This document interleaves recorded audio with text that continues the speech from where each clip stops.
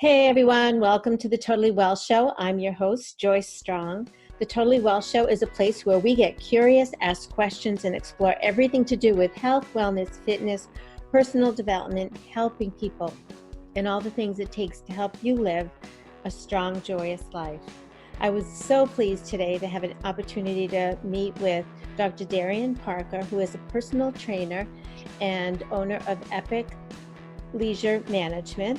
He is also a podcaster on Dr. D's social networking and just the nicest guy. I had such a great conversation with him before we got together on the podcast.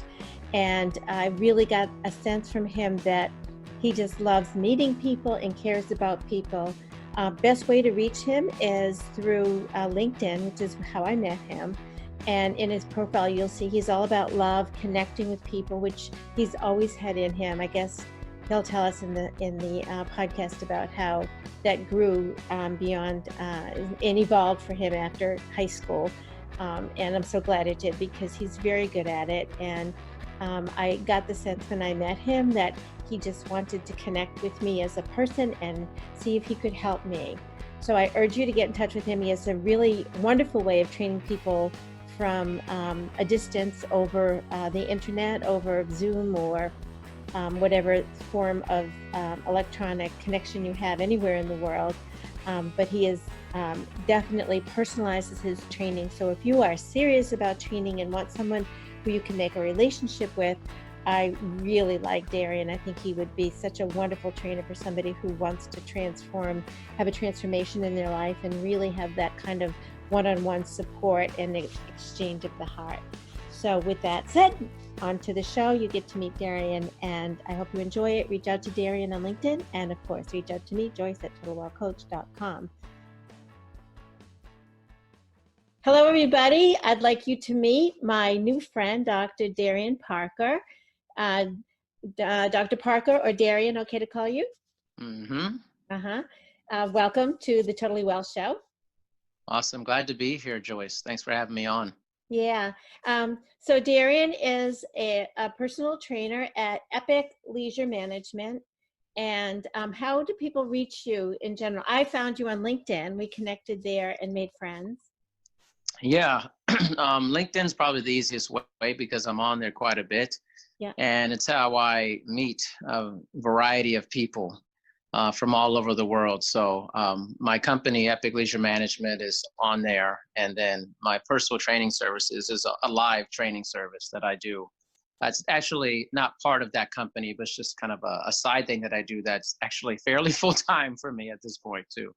So I was curious about that because I was going back over your profile on LinkedIn to find how how a person connects up. Is that like a private platform that people connect with you on, or is that something that's open to the public to view? For my training, you're talking about? Yeah. Yeah, no, it's one by one. So it's on devices or services like Zoom or Skype, FaceTime, things of that nature. So like right before this, and I was training one of my clients on WhatsApp. And, and so in real time, just like we're doing now, taking them through their exercise progression, having conversations, and they're in Manhattan Beach and I'm in Blaine, Washington. So, it's really cool. So yeah, I'm definitely, I work with people one-on-one.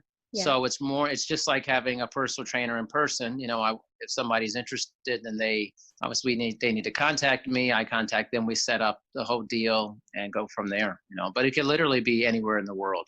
Yeah.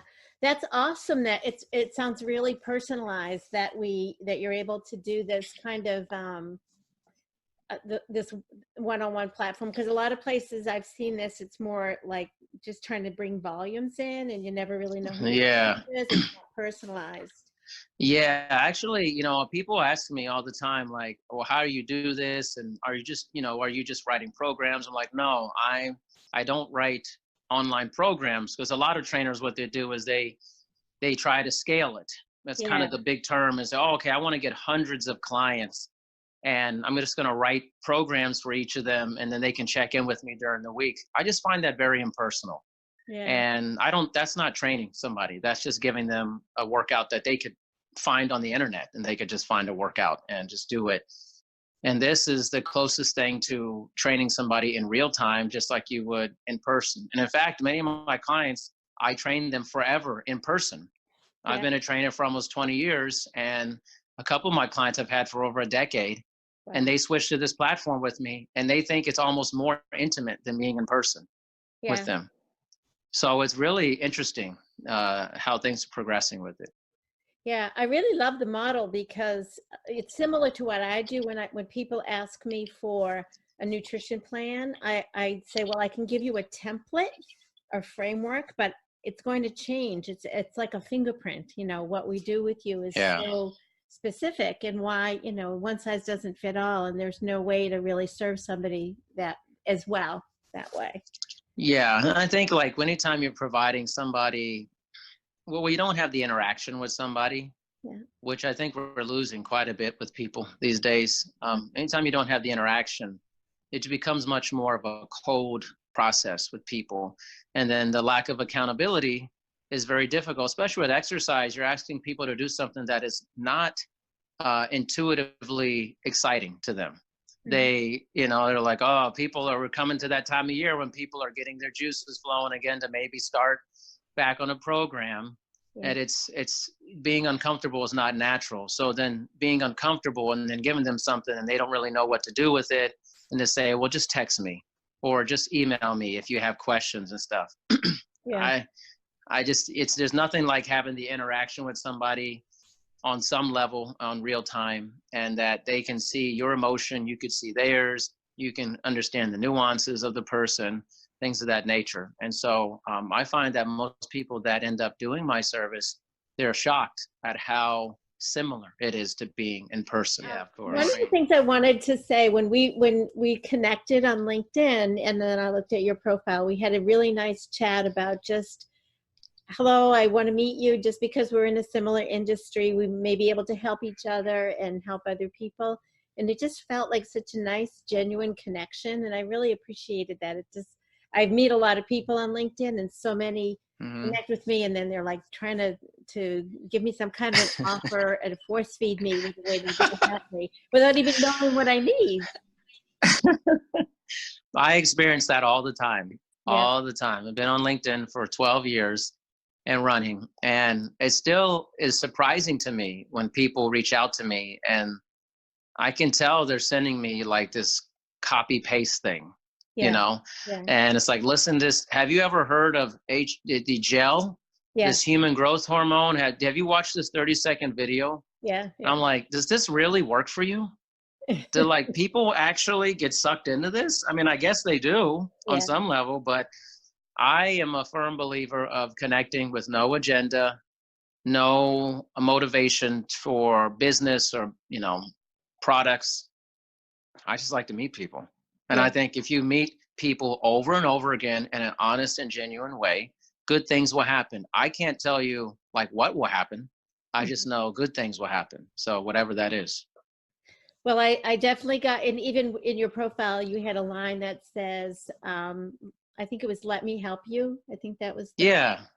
And I just felt so good to see that it's, that you genuinely want to help people, and it could be in a big way, or, who knows, like you say, exactly what that will be. It might be someone, it might be a little tip. It could be you end up being a client, but the offer to help is there, and it just feels really warm and genuine. So I appreciate you for that. Oh, thank you. Yeah, I took a lot of time thinking about like kind of that headline and what I wanted to write in there. This was years ago.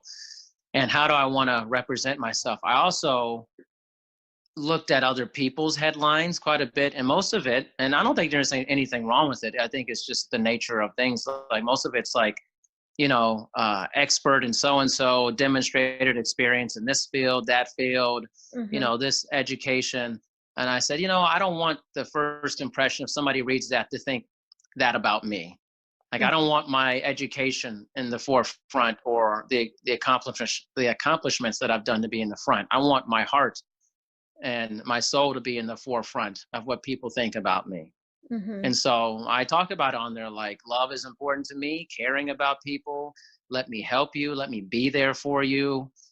Those are the most important things in life to me. And I get it, it's a business platform for networking, but I think that there's not enough caring and sensitivity in business. It's too much about let's get sales, let's push, push, push. And I think when a person's always pushing for something to get more of something, they're never satisfied with it anyways when they get it. They want more of it. Mm-hmm. And there's only one thing that I know that you can have a lot of and people never get tired of, and that's love and caring and compassion. Mm-hmm. I've never met somebody who said, oh, I can't stand that I have all this love in my life. Have you heard that? I never heard that before. No, absolutely not. No. It's terrible to have so much love and compassion and caring in my life. That's great. I've heard people complain about other things, you know. Yeah, yeah. Have you had have you always been this way? Is what I'm trying to say. Has it always been, or did you learn this? Something happened in your life that taught you this lesson, or someone? Oh my gosh, I've never had anybody ask me that. That's pretty good. I've had a lot of questions before. I would say I think it's always been inside me, but I had to work to get it out. I think when I was in high school, I was a very sensitive, very shy person. And I knew that I wanted to be sensitive and share love and compassion with other people, but it's during a time when it's not necessarily cool for that to be like that. Yeah. High school can be cruel that way, you know, growing up. And my mom she's always been like, you know what, when you grow up, that's going to be a great quality. When you become an adult, more people are going to want that out of other people in their life. And so I just was tired of being like that. So I went to college. I took public speaking. I had, as part of one of my classes, I had a therapist for 6 months. Mm-hmm. And I thought it just broke me out of my shell. Yeah. And I was a natural networker after that. And yeah, I would say all of my professional career has been greatly focused on networking without any agenda. I don't think it's been any different from day one. Wow. For me. So I just continue to do it. So really it wasn't something that you had to learn as, you know, through failure. It was just part of your growing up and then maturing. Yeah, I think so. I think I've always kind of had my own networking organization just for people to meet each other. I'm kind of like a connection coach on some level. Like I just like connecting people, and when people are like, well, why don't you make it a business and stuff? I'm like, why? That it would change the version of it. It would change what it means for me. You know, some people say, they go, oh, this person is a great painter. Why don't they sell their paintings for a living? Well, you have to understand that sometimes as soon as you start monetizing something you love, it morphs into something that's not what you did originally for. Not everybody should do something they love and make money off of it. And sometimes you're just doing it for the passion, the enjoyment of the anonymity of doing it. Yeah. is really important. And I think sometimes we're always fed this, like, make your passion your thing, you know, monetize, making money doing this. And like, sometimes you don't need to do that. You just need to let it be what it is for you and keep it special that way. I've heard people say that when you let go of the outcome and really, you know, go in with pure heart, that's when things happen in your favor. It's true. Yeah. It's totally true. Like my podcast, I have no intention for it, like monetization. I don't know. I don't really have this great plan to get all these sponsors and stuff. I just like putting out content. Oh, by the way, will you say the name of I didn't say the name of your podcast. Yeah, no problem. It's Dr. D's Social Network on Apple, iTunes, and all the platforms. And I just like to get it out there. I just like for people to meet other special people.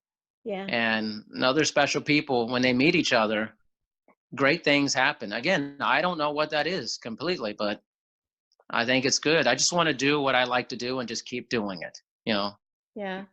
That's with this show, with the Totally Well show. My goal was for me was more therapeutic for me because I think it kind of got knocked out of me to just network. Cause I think I was, now that, you know, I'm hearing your story, I think I was also a natural network when I was in high school, when I was younger. But then I think it got kind of knocked out of me or educated out of me. And I when I look around, I saw either competitors in a world of scarcity, or I saw abundance in a world of, oh my God, there's so many helpers out there. And I could be the one to help people meet all these people, and I would then help. If I would help more people by doing that. So I can see that. You have abundant. a very natural spirit about yourself, Yeah. Joyce. It's very contagious. I feel it even during this, Oh, thank you. Thank you. Yeah, of course. And same here. So I also wanted to ask you about your other business, the Epic Leisure Management, you're talking about? yes. Yeah. So that's an interesting business. I think it's a very slow burn. It is, I've done it for about 13 years now. Not my own company, but I was in it. I worked for another company for almost 12 years. Yeah. And basically consulting and management. So I used to run a very high-end luxury club for over a decade in Las Vegas. Yeah. So it was private. It was just for people who lived in this gigantic community, a gated community, super, super wealthy environment. Personal I've been in personal training. Personal training, and also I was the general manager of the club. So I ran the entire club, Okay. hired all the staff, and it was kind of a weird job just because, before that I had never been introduced to luxury lifestyle or, amenities and things of that nature. I was more in the academic aspect of things. Yeah. But I learned about, running high-end amenities in hotels and private residential communities and corporate campuses and things of that nature, and designing clubs, opening clubs. And I opened a club in Malaysia one time, which was fun. Yeah. And got to travel. It just a lot of stuff. And so my business partner and I think it just felt like the timing was right to start our own thing. Yeah. And we had nothing against what we were doing. I even to this day have very positive feelings about the previous company I was with. It's just, in some things in life you reach an end. Yeah. And it's time to move on. And I think you should just accept that and not try to fight those things. Yeah. And it's like, this is how it is. So we go around to wrap up the point is we do everything from the concept, design, business planning, audits, pre-opening and actual running of health and wellness amenities like spas, fitness facilities, lifestyle amenities, things of that nature that have like tennis, personal training, food and beverage, dog parks, dog spas, grocery, like everything pretty much, but mostly luxury based amenities. So that's the company I co-own. And that is basically something that, it's a slow turning wheel because you're always talking to people and seeing who's doing those type of projects and things of that nature. So that I understand, you go, other people have the plan to open a facility like this, and you help them design and bring it to fruition? Yeah. So like a lot of times we're just working with like developers of like communities, home builders, let's say like, I'm not sure what's familiar to everybody, but like a William Lyon Homes or Pardee Homes or just whatever your home builder, big name home builder might be, insert the name into it. Right. Or, a owner or developer of a hotel, and they know they need to have a health and wellness amenity as part of that hotel, but that's not their area of expertise. Right. So then they would hire us to really provide, to basically make it as good as they can possibly make it for their customers for it. Right. And with all your experience, it would make a lot of sense. It's not their thing. They know they want it, but it's not their thing. Yeah, which a lot of people are stubborn though, because you have a lot of owners who they can be very egotistical about it. Like, yeah, we're just going to hire everybody, whatever. I don't know anything about a spa, but we'll just hire somebody. They don't think they need the help. And then they realize once it starts going, like, this is an actual business. Yeah. And this isn't selling land. Yeah. This is, getting people to use your spa and get services. And how many treatment rooms do you actually need? How many therapists do you need? The scheduling, the supplies, the whole thing. They just think like it happens or something, Yeah. And I found that in a lot of businesses. Doesn't matter whether it's the business I'm in. A lot of people, they just do stuff. They open things and they don't think about the financial aspect of it at all. So I'm passionate. Yeah. Yeah. Oh, I love restaurants. Well, so do I. It doesn't mean I want to open one. I mean, like, the margins associated with it, they just have a passion. And that's why I think it's not enough to have a passion to do something. You should have a passion, but you should also be understanding of the X's and O's that go along with it. And if you want a successful product, you need to look at who is very good at doing those things. Yeah. Now, I don't change oil in my car. I don't know how to do it. I mean, I'm like, I wouldn't perform surgery on myself. I have a doctorate, but I'm not a medical doctor, like. Yeah. But there's some things that in life I think people just do because it's like, oh, I can just do it. Yeah. I'll just do it and we'll see what happens. I'd rather have people that know what they're doing do things for me than just wing it and be like, well, I don't really know how to make that heat shield, but I guess I'll just make it type of thing, Yeah. I guess it's interesting that you have that it seems two very different passions where you really love working, one-on-one with somebody to make them, strong and have the best health possible, and then working in this more macro type of relationship. Yeah, it's different. I think sometimes I struggle with the larger macro thing because it's a lot of jumping through hoops because you're trying to talk to who's a decision maker, and you might have to go through 7-8 people to get to the decision maker on, hey, do we want to do this or not? And then, you get told no a lot. There's a lot of failure.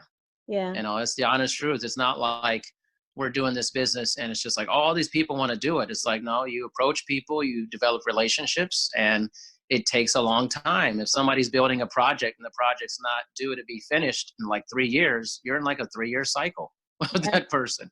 Yeah. So which I don't mind. I like long-term projects. It's not a big deal to me.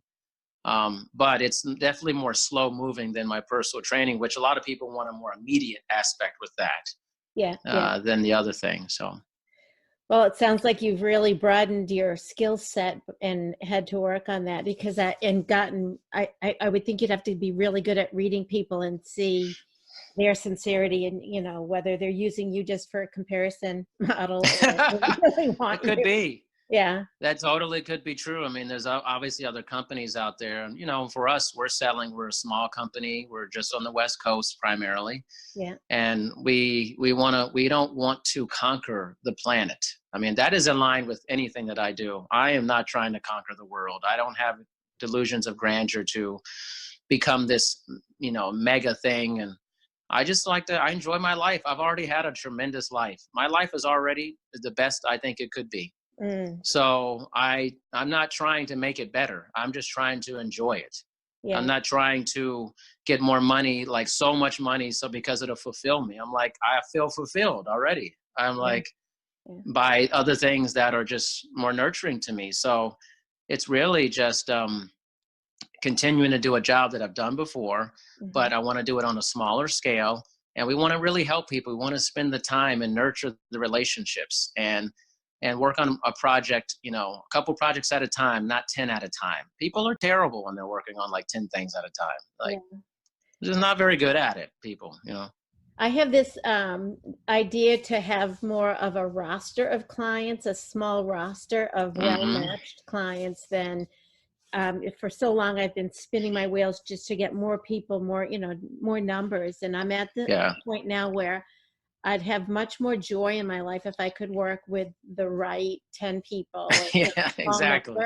And really work a little bit harder and be more patient at finding that synchrony with the ones that will get the most benefit from what I have to offer. I tell you, that's such a great approach. And that is definitely the approach I have with my training business, my online live business. Yeah. I would say all of my clients are people I really enjoy working with. That's totally true. And it's not a gigantic amount of people, but it's enough to be full-time for me, work. And I'm very careful about who I take on. So, I mean, if somebody hears this and they're like, I live in Boston or whatever, and I think I can do that, great. I will look into it, but it's just can't be like something you want to do here and there. I'm going to cancel all the time. Like, the people that I work with, they've been with me for years and years. Yeah. And even the newer people I have under a couple years, they're committed to it for a long time. They are totally immersed. It's part of their life. It's what they do with me on a regular basis. So I'm not looking for hey, I need to get ready for a wedding, or, I'm going to, if you're looking for event-based personal training, I am not the person for you. Yeah. Well, it just shows, it speaks to your integrity that you're also doing that person a favor too, to say, don't waste your time, don't waste your money, you'll be disappointed. So why even take them down that road? And it takes, when you're trying to get a business going or practice going, it's a little harder to say no when somebody's ready to hand you cash, but I think Agreed. this speaks to your integrity. I think it just takes over time, like I'm like anybody in the beginning. I did do that many years ago. I took a lot of people, and just over time, I started kind of getting people who were like very serious about it. And also I think it's the type of people you attract. I tend to attract very type A, very like consumption obsessed about exercise people. Yeah. So like, it's like a huge part of their life. So I don't normally get a lot of people who aren't serious about it, but I also still try to be very wary of like, is this person just trying to train with me so they can go to this event? Like, they're just trying to use me for like a couple months. Like, that's not going to work. Like, you're not going to use me for 2 months and then cancel a bunch of times and then go, you didn't do anything for me. I'm like, you didn't show up. I'm like, yeah. And you looked at it as a point, Yeah, I think it's what you say. It's learning to attract the right people and really understanding yourself well, which comes through loud and clear. Yeah, I think you just have to have the confidence about it. But I mean, I care about everybody I work with tremendously, and they're part of my family basically. Yeah. And to bring somebody new in the family, it's like they got to feel committed to something. Commit to it. It's not a huge time commitment, that's for sure. It's just, doing something regular and being commitment focused to it. It's your health I think is a huge thing to be committed to in your life. And I'm not saying I'm like this gigantic stickler of health. Like, I enjoy my stuff, have a good time. I mean, yesterday I was having beers during my business meeting. I was having a good time, but when I get down to business and working out, I'm working out, I'm going to get it done. So, I just like people who are commitment focused, Yeah. Well, we have just a couple minutes left, and I didn't know if there was anything in particular you wanted to share with my audience. Yeah, for sure. I think I'm always into sharing the importance of connecting with people. I think kind of my mini monologue, if you will, is that, we're living in a time where people are spending less and less time doing what we're doing right now. Yeah. They're not talking to each other. They're talking to their phone or they're texting people. I'm not saying that's all bad, but I'm saying that you need to talk to other human beings. Talking to people is like sharpening a skill. It's a skill, and you have to be good at that skill. You have to do it regularly. Getting uninterrupted time, facing off another human being is critical to your growth as a person. And if you're not doing that, you need to do it. You need to have coffee with somebody. You need to have a Skype phone call with somebody. You need, whatever it is, sit down with your family, talk to them, look them in the eye, and have the conversation. And if you do that regularly, you're going to meet some amazing people. I don't like when people tell me, I don't know how to meet anybody. I haven't met anybody great. I'm like, you're not trying. You're just like hoping it happens. I'm like, nothing happens just by happening. You have to actually do the work. You got to get out and talk to people. If you don't do any of that, then you will be lonely. There will be nothing going on in your life. And that is on you, not on other people. Yeah. Well, I'm so happy that you're out there teaching that. It's like, like you said earlier, I so much had this inside of me, and I guess through series of rejections, or maybe 3 people said no to me, and easy to just build up this wall and say, oh, everybody says no. And it's a story I told myself, you get behind this little fiction story that protects you, but you end up being lonely, or you end up not making those connections that can help you. You might, like for me, to know you now is so helpful to me, because now you're a resource for me, and hopefully vice versa, we're here to help each other. So I'm very grateful to know you and have this exchange of the heart.